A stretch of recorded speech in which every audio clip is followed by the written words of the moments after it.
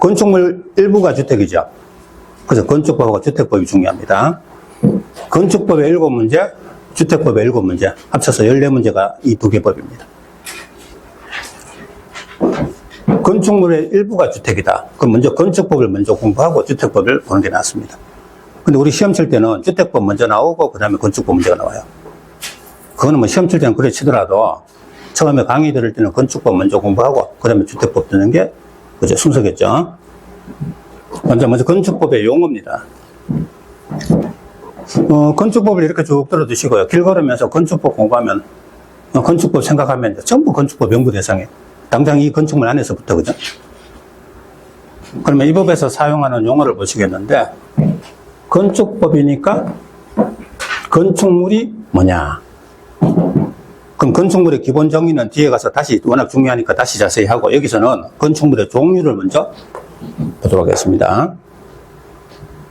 자, 고층, 초고층, 준초고층. 우리가 초고층 건축물 이런 말 쓰잖아요, 그죠? 그냥 막연히 초고층이 아니고 법으로 정해져 있어요. 먼저 고층은 30층 이상, 높이 120m 이상. 그럼 건축법에는 한 층을 4m로 봐요. 건축법에서는 한 층을 4m로 보고, 주택법에서는 우리 아파트는 이런 일반 건축물보다 높이가 좀 낮죠, 그죠? 그럼 주택법에는 한 층을 3m로 봅니다. 아시죠? 건축법 4m, 주택법 3m. 그럼 곱하기 4 하면 120 되죠? 그리고 중간에 이거나죠. 이거나는 또는이다. 둘 중에 하나만 맞으면 고층 건축물이다 이렇게 돼요. 그럼 예를 들어서 30층인데 110m다. 고층 건축물이다 아니다? 이다. 하나만 맞으면 이다 그랬죠, 그죠? 예. 그러니까 중간에 이거나입니다. 이거가 아니고 이거나입니다. 그럼 초고층은요? 50층 이상 이거나 200m 이상. 자, 그럼 이거 전체를 어떻게 외울까요? 고3, 초5. 고3, 초5로 외우면 돼요. 자, 집에 애가 고3, 초5 있다. 이렇게 생각하면 돼요. 고3, 초5. 그럼 여기다가 0을 붙이면, 그리고 곱하기 4 하면, 그럼 고3, 초5만 딱 외워두시면 0 붙이면 30층, 50층이고, 곱하기 4 하면 120, 200 되죠. 그리고 중간에 이건 하죠, 그죠? 그럼 결국 고층, 초고층은 고3, 초5만 외워두면 다 해결할 수 있다. 그럼 문제지 나왔을 때는 헷갈릴 것 같으면 고3, 초5를 딱 적어 놓고 그 다음에 생각을 해보시면 답 다 찾을 수 있습니다. 자, 근데요. 고층 건축물이다. 그럼 30층 이상이면 고층 건축물이죠. 근데 그 중에서 50층 이상이면 초고층 건축물이죠. 그럼 초고층도 고층 건축물 속의 일부죠. 왜 50층 이상도 30층 이상이잖아요, 그죠? 그러면 준초고층은 뭡니까? 고층 건축물 중에 초고층이 아닌 건축물, 요거. 그럼 30층에서 49층까지 요게 뭐다? 준초고층이죠. 맞습니까? 50층, 이것도 초고층도 고층의 일부니까요. 그럼 고층 중에서 초고층 아닌 나머지 있죠. 요 중간에 거, 이 초고층 아닌 요 30에서 49층 사이에 있는 거, 요걸 뭐란다? 준초고층. 그럼 준초고층은 고층 건축물 중 초고층이 아닌 건축물. 됐죠? 50층 이상이 돼야 초고층이죠. 근데 50층, 건축물을 50층 이상 지으면, 중간에, 다른 여러 가지 규제가 많이 들어가요. 그죠? 그래서, 49층만 지어놓고, 49층만 지어놓고 초고층이다. 이런 말 쓸 경우 있죠. 그죠? 사실은 엄밀하게 말하면 초고층이 아닌 겁니다. 그죠? 어쨌든 요 정도 해두고,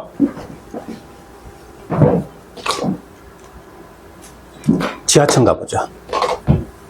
자, 우리 교재 잠깐 보시면요. 346조 건축법 용어가 쭉 나오는데, 제가 여기서 생략하는 용어는 뒤에 해당 단원에 가서 다시 나와요. 그러니까 볼 필요 없고, 3, 4, 5를 3개를 묶어봐요. 초고층, 준초고층, 고층. 맨 밑에 5번의 고층부터 30층 이상 이거나, 거기서 3 동그라미. 이거나의 괄호. 120m 이상. 자, 그럼 바로 위에 3번의 초고층은요, 50층 5 동그라미. 50층 이상 이거나 괄호. 200m 이상. 그 그럼 3번하고 5번을 두 개를 줄을 연결하세요. 그리고 앞에다가 고3 초5 이렇게 적어요. 그럼 4번의 준초고층은 고층 건축물 중 초고층이 아닌 것. 자, 그래 두고 넘어갑니다. 뒷장. 8번 지하층 가죠. 지하층. 자, 그 중간에 있는 거는 안 보셔도 돼요. 근데 7번에 건축 설비 같은 거는 시험에 안 나오지만, 건축 설비가 뭐죠? 여러분, 건축 설비란 말 들어봤어요? 예. 어디서 봤을까요? 동네마다 있는 집 수리점 있죠? 그 간판에 보면 건축 설비 이런 말 들어봤죠? 건축 설비라는 게 어떤 겁니까? 건축물의 기능을 도와주는 거예요. 전기, 전락, 가스, 통신, 급수, 배수, 환기, 난방. 여러 가지 건축물의 기능 도와주는 거예요. 자, 건축물 구조물만 해놨다고 기능을 하는 건 아니잖아요. 그죠? 기능을 도와주는 다음에 것들을 건축 설비라 합니다. 그럼 이 건축 설비는 중개사 시험에는 안 나와요. 그 대신 건축사 시험에서 건축법 칠 때는 이런 게 시험 나온다 이겁니다. 그죠? 건축사들은 법적인 것보다는 기능에 관련된 이런 것들이 시험에, 그죠? 중요하겠죠? 그래서 우리는 공부할 필요가 없다. 자, 8번에 지하층 갑니다. 자, 먼저 여기 보세요. 지하층이 뭐죠?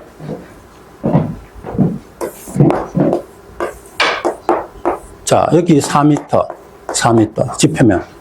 그럼 이건 당연히 지하층이죠. 한 층 전체가 다 묻혔잖아요. 그죠? 바닥에 지표면 아래에 있고 전체가 다 묻혔으니까 당연히 지하층이죠. 근데 문제는 이겁니다. 자, 요게 4m인데요.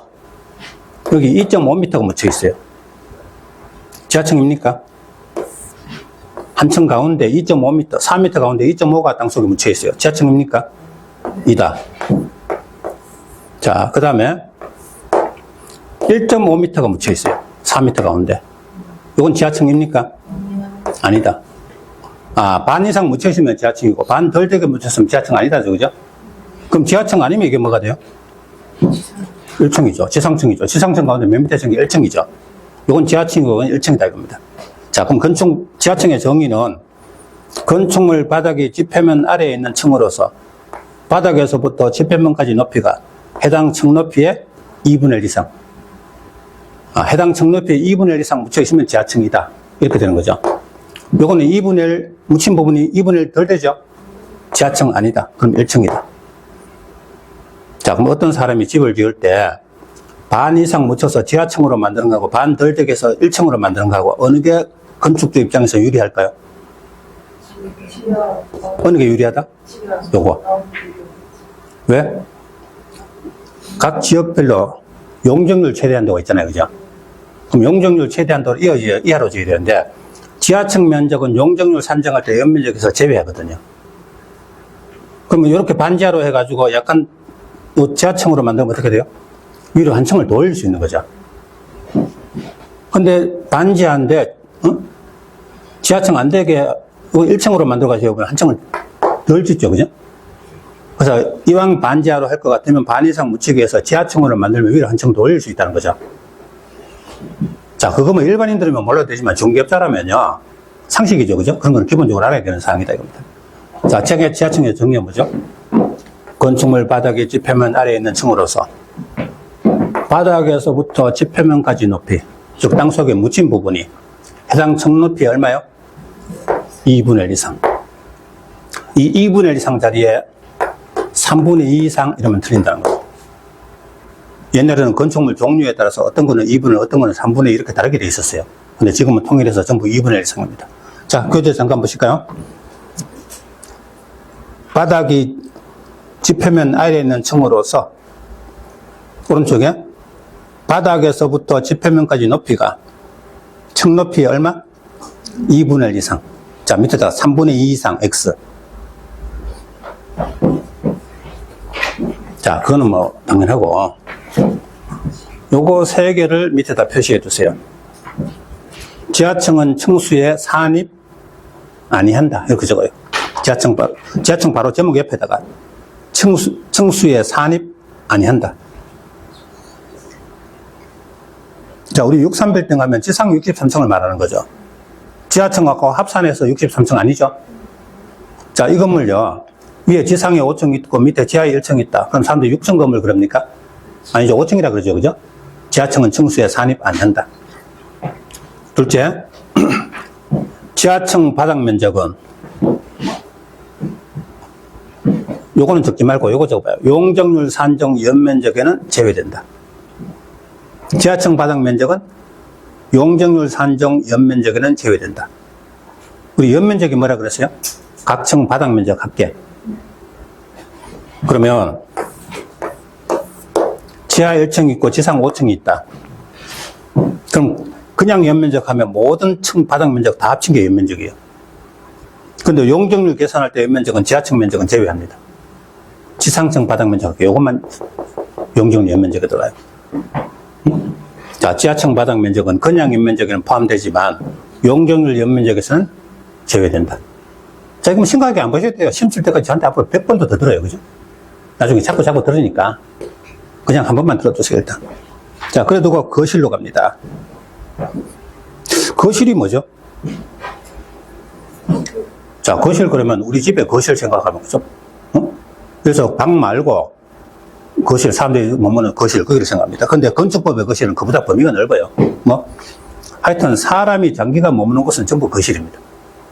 그럼 오른쪽에 거주, 직무, 작업, 집회, 오락, 이와 유사한 목적을 위하여 사용되는 방, 줄자 꺼두시고, 그러면 그 밑에 적어요. 사람이 장기간 머무는 곳, 관로에서 사람이 장기간 머무는 곳. 자, 이런 문제가 한 20년 전에 나온 적이 있어요. 바로 밑에 적어봐요. 작업실도 거실이 될 수 있다. 맞아요? 그럼 작업실은 사람이 장기간 머물죠? 건축법상 거실입니다. 아시죠? 우리 집에 거실 그렇게 생각하면 안 돼요. 그럼 거실이 아닌 곳은 예를 들어서 창고, 화장실, 일시적으로 머무는 거죠. 그런 것은 거실이 아니다. 자, 그 다음에 이제 주요 구조부란 거 보죠.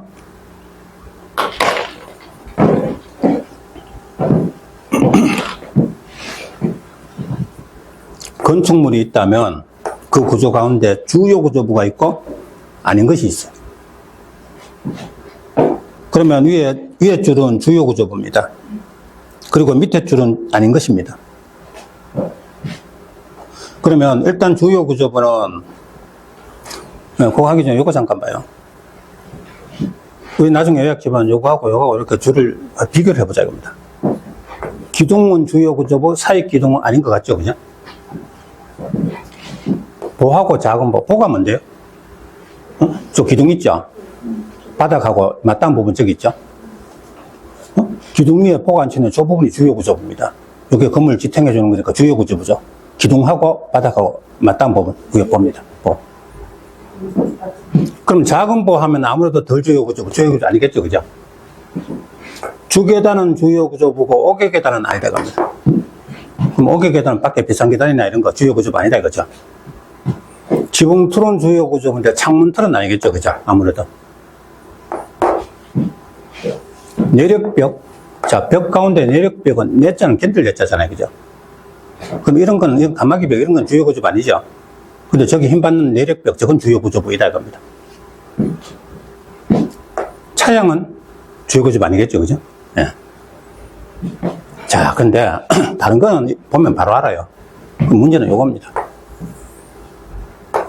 자, 우리 밟고 있는 이 바닥하고 맨 밑에 있는 최하층 바닥하고 어느 게 주요 구조부일까요? 자, 상식적으로 생각하면 맨 밑에 최하층 바닥이 기초가 되잖아. 주요 구조부잖아. 이렇게 생각하죠. 근데 그러면 안 된다는 겁니다. 요거 주의하셔야 돼요. 요게 시험에 나왔어요. 최하층 바닥은 땅 위에 시공되어 있죠. 그거 시공 잘못했다고 건물이 무너질 일은 없어요. 근데 공중에 떠 있는 이 바닥은요, 시공 잘못하면 이거 떨어집니다. 삼풍백화점 사고 났을 때 어때요? 자, 냉방기 무게를 못 이겨가지고 한층 바닥이 떨어졌죠. 그럼 그 위에 물건들이 다 쏟아지니까 밑에 층이 무게를 못 이겨서 바닥이 연쇄적으로 다 떨어지죠. 그래서 건물 전체가 무너지는 겁니다. 9.11 테러 날 때 어때요? 비행기가 중간에 하나 떨어지니까 전체가 이렇게 V자 모양으로 다 떨어져 버리죠, 그죠? 그럼 건물 전체가 떨어져요. 그래서 공중에 떠 있는 바닥, 이게 주요 구조보다 최하층 바닥이 주요 구조가 아닌 것이다. 됐죠? 요것만 잘 기억해 두시면 이 문제는 나오면 무조건 맞출 수 있다. 다른 건 상식으로 해결해도 돼요. 그래서 항상 공부하실 때 상식으로 해결되는 거는 걱정 안 해도 돼요. 상식하고 좀 어긋나지 싶은 거, 그런 것만 주의하시면 된다는 겁니다. 자, 그래서 내력벽, 기둥, 바닥, 보, 지붕틀, 주계단, 요게 뭐다? 맨 앞에 주요 구조부. 사익기둥, 최하층 바닥, 작은 보, 차양, 오개계단, 요거는 아닌 것. 그럼 주의할 거는 바닥하고 최하층 바닥, 그거 두 개 줄 연결하세요. 바닥이 오히려 주요 구조보다 최하층 바닥이 아닌 것이다. 그것만 잘 주의해 주시면 되겠다는 겁니다. 자, 그 다음에 여기 리모델링 같은 거는 건축법에서 주로 중요한 게 아니고 주택법에서 중요해요. 아파트 리모델링 있죠. 그래서 주택법에서 리모델링을 자세히 합니다. 결합건축 같은 거는 저 뒤에 결합건축 단원에 가서 보시면 돼요. 자, 그 다음에 건축 관계자. 자, 우리 348쪽 가면은 16번에 설계자 나오죠. 그 다음에 20번에 감리자 있죠. 감리자 줄 쳐봐요. 설계자하고 감리자.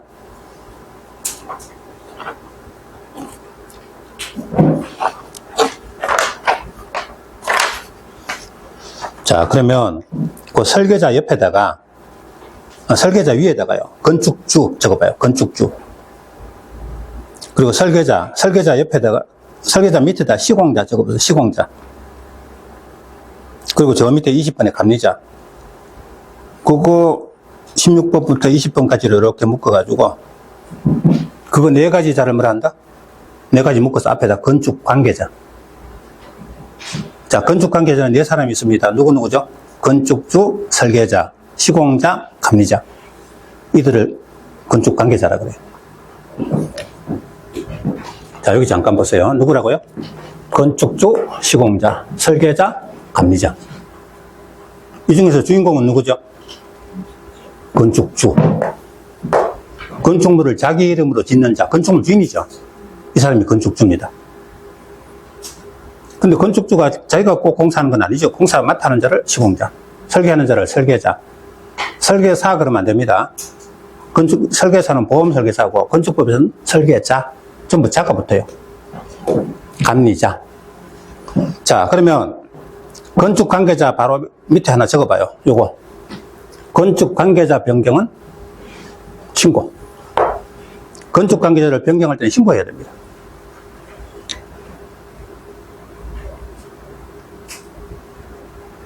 건축 관계자 변경은 뭐다? 신고. 그럼 28회 때, 자, 바로 밑에 예를 들어서 건축주 변경은 뭐예요? 신고.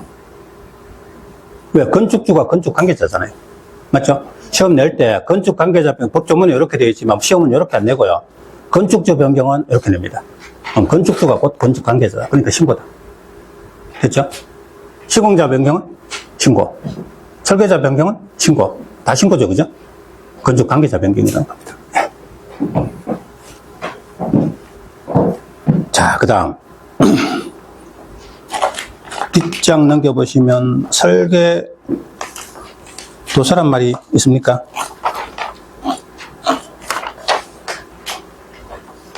이 설계 도서란 말이 19번 있어요. 19번 있네요. 348쪽 19번 설계 도서. 자, 설계 도서에는 공사용 도면, 구조 계산서, 시방서 등. 자, 그 중에서 구조 계산서하고 시방서에 체크를 해보세요. 자, 구조 계산서, 시방서는 바로 밑에다가 설계 도서에 포함된다. 맞다, 틀린다? 맞다, 오. 맞는 문장으로 시험 나왔어요. 자, 근데 중개사 시험 치는데 구조계산서, 시방서 이런 전문적인 용어 내면 알 수가 없죠, 그죠? 근데 이런 게 전혀 듣도 보도 못한 이런 문장 나오면 거의 다 맞는 문장입니다. 아셨죠? 정상적으로 공부해서 알 수 없는 지문이 나오면 이거는 5개 지문 가운데 맞는 지문을 만들기 위해서 만들어 놓은 거다. 그럼 틀린 지문은 보통 아주 중요하고 많이 들어봤던 조문 있죠? 그걸 고쳐가지고 틀려내는 겁니다. 근데 시험 치는 요령이 조금 없는 분들은요, 처음 듣는 거는 전부 틀린 거고, 많이 받는 거는 맞는 거고, 그죠? 이렇게 시험 칩니다. 그러면 안 됩니다. 예. 맞는 문장으로 시험 나온 거다. 자, 그 정도 하고, 관계 전문 기술자. 뒤쪽에 보세요. 22번 가봐요. 관계 전문 기술자. 오른쪽에 건축물과 관련된 전문 기술 자격을 보유하고, 맨 끝에 협력하는 자 줄쳐주세요. 그리고 옆에다 맞는 문장으로 한 20몇 년 전에 시험 한번 나온 적이 있어요. 자, 건축물 지으면 관계기술자가 누구죠? 아까 그 네 사람 외에 관계기술자. 전기, 수도, 가스, 뭐 이런 관련 전문기술자들 있죠, 그죠? 그런 사람들 관계 전문기술자라 그래요. 역시 맞는 문장으로 시험에 한번 나온 적이 있다. 자, 그 다음에 나머지 저 밑에 그런 거는 시험에 나오지 않아요. 그 밑에 기술적인 것들은 전부 건축사하고 관계있지, 중개사하고는 별 관계 없습니다. 생략하고, 뒷페이지 넘어가 보죠.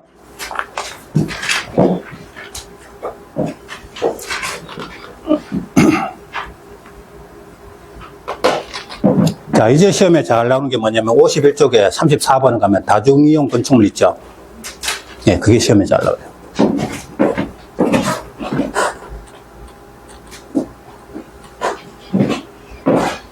자, 이거 하나만 하고 쉬었다죠. 35번은 필요 없고요.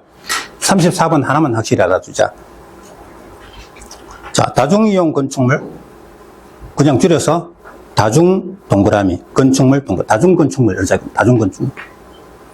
다중건축물이 어떤 거죠? 많은 사람이 이용하는 거. 저 앞에 백화점이나, 그죠? 저거 많은 사람이 이용하잖아요. 여기 이 건물도 많은 사람이 이용하죠. 이런 걸 다중건축물이라는 겁니다. 근데 그냥 막연하게 뭐는 다중이 아니고요. 다음 기준에 맞아야 다중건축물입니다. 일단 여기 보세요. 16층 이상이면 무조건 다중. 16층 이상이면 용도나 규모 불문하고 무조건 다중. 자, 최근 제가 좀 이따 짚을게요. 여기 보세요. 15층 이하일 때는, 15층 이하로서 5,000제곱미터 이상. 각층 바닥 면적 합계 5,000제곱미터 이상이면서 그 용도가 판매시설. 자, 백화점이나 대형마트 같은 거죠. 문화집회시설. 극장이나 예식장이나 이런 거 문화집회입니다. 근데 문화집회를 하더라도 동식물로는 제외해요. 이런 것까지 시험에 나와요. 동식물론도 문화집회지만 동식물론은 다중건축물에서 제외됩니다. 종교시설. 우리 조그만한 교회 같은 거는 이종 근생이에요. 근데 교회 같은 게 아주 규모 큰 거 있죠. 그게 종교시설입니다. 다중건축물. 그럼 우리 동네 조그만한 교회는 아니지만요. 순복음교회 여의도에 있는 거 그런 거는 종교시설이다. 다중건축물입니다.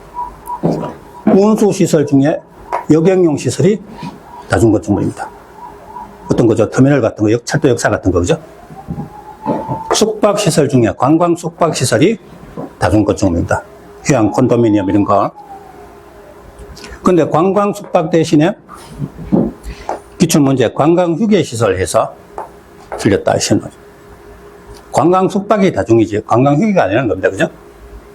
이게 시험에 나왔어요. 의료시설 중에 종합병원이 다중건축물입니다.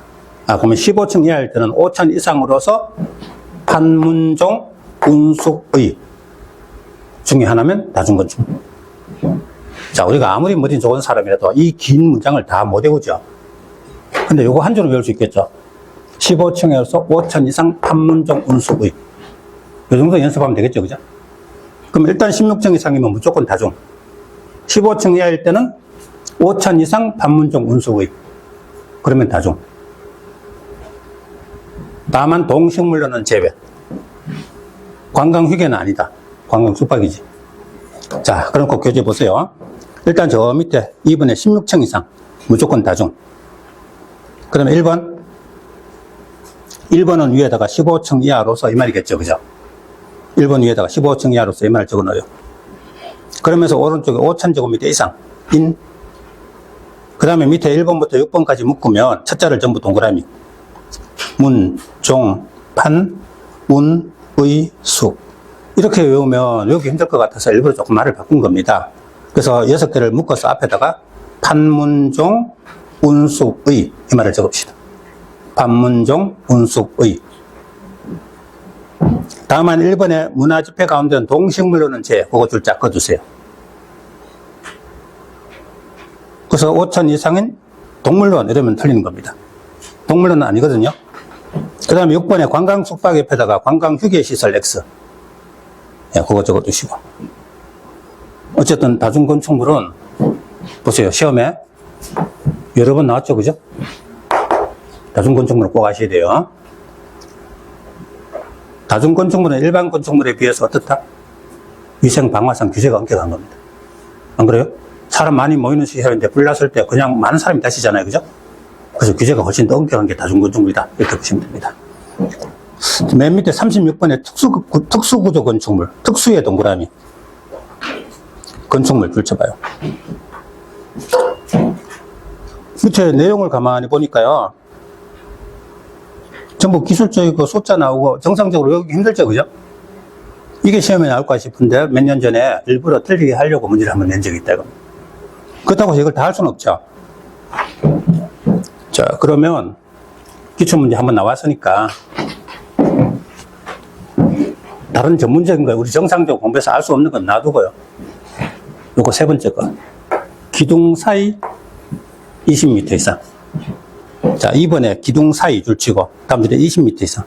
기둥하고 기둥 사이가 길이가 20m 이상이면 특수구조 건축물. 그 정도는 좀 연습하면 어떻게 할 수 있겠죠. 그죠? 보세요. 기둥하고 기둥 사이가 거리가 멀수록 어떻게 돼요? 잘못 시공하면 건물 중간에 내려앉을 가능성이 많잖아요. 그래서 이걸 특수구조 건축물 이렇게 말하는 거예요. 20m 이상 자리에 혹시 30m 이상이라면 틀리겠죠. 그죠? 이런 식으로. 나머지 1번, 3번 같은 건 나오든지 말든지, 그죠? 무시하고 넘어가자 입니다. 자, 끝까지 해두시고, 좀 쉬었다가, 그럼 지금까지는 용어를 보셨고요. 이제 앞으로 쭉 가면 정상 이론적으로 이제 들어가는 겁니다. 자, 좀